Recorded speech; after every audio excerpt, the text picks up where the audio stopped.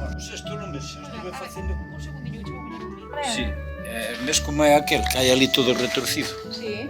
Bueno, pois era como aquel que é a mesma madeira, que é o loureiro. E agora, se querendes, pois fago esta mesma peonza máis larga, máis corta, ou senón como vos queiráis.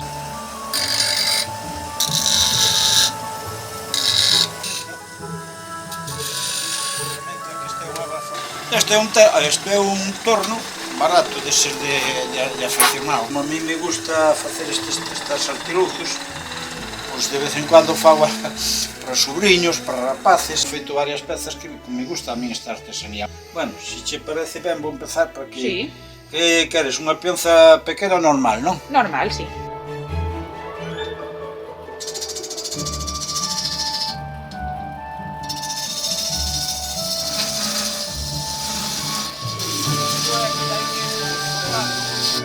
Hai que ir vaciando. Non podes emplear a agubia que queiras.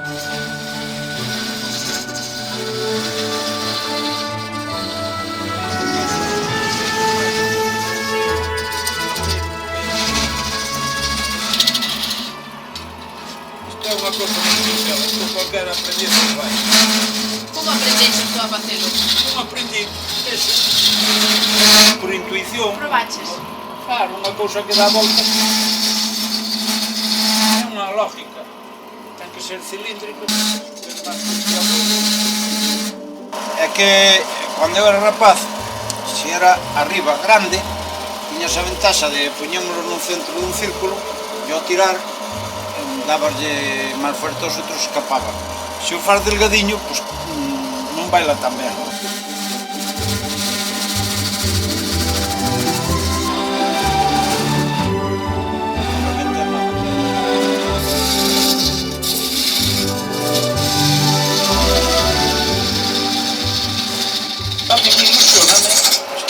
Teño ilusión por el, que me gusta. Cando era rapaz, a ilusión era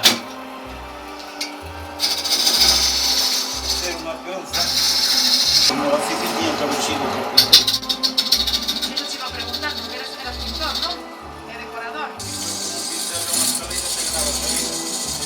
Carpinteiro, meu pai era carpinteiro, andaba cargado de ferramentas pola esquina. Bueno, na pintura tampouco che foi mal, non?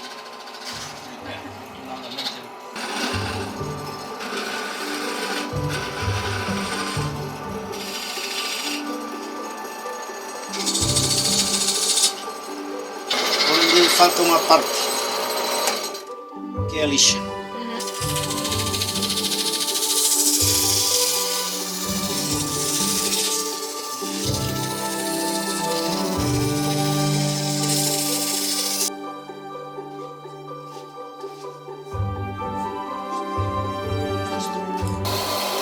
É o que lle dá, digamos, textura.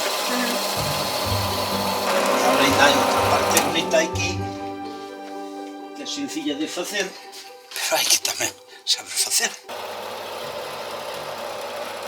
Ves como vai ardendo a madeira?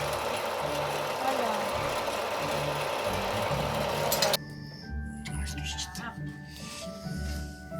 Pero que ben pinta xa, Que bonita. Pois agora ainda hai que poñer a punta.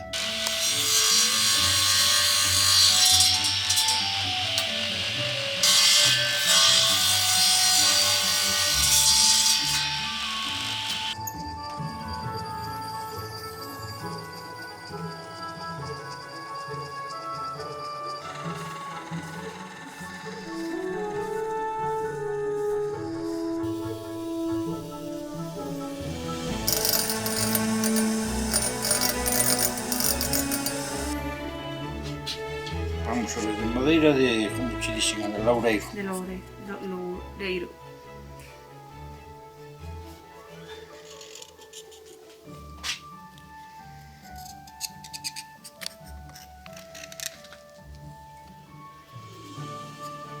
Entonces isto, estar bailando, Sí, señor.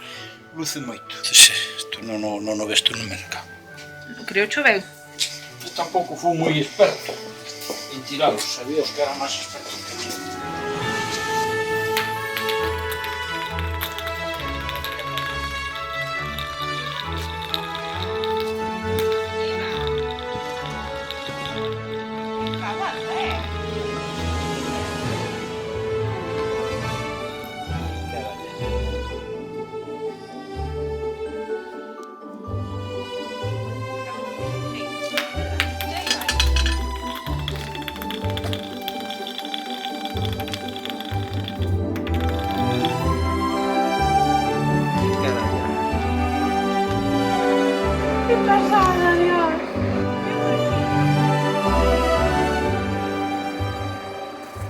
quero que me contes, porque ademais de facer estas manualidades, faz outras artistadas, como a pintura, non? Sí, o pintor, vamos a ver, empecé a pintar xa de rapaz, pero como me gustaba, empecé un curso por correspondencia de deixei. Marché a Francia, a ganar os cuartos, cando tiña 18 anos. Viñen, como as mozas ocupaban parte do tempo, pois deixei-no. Pois ao casarme, a muller díxome a comprar un cuadro ese da mueblería. Dixen, para eso fago eu. E puxeme a facer o primeiro cuadro que fixe.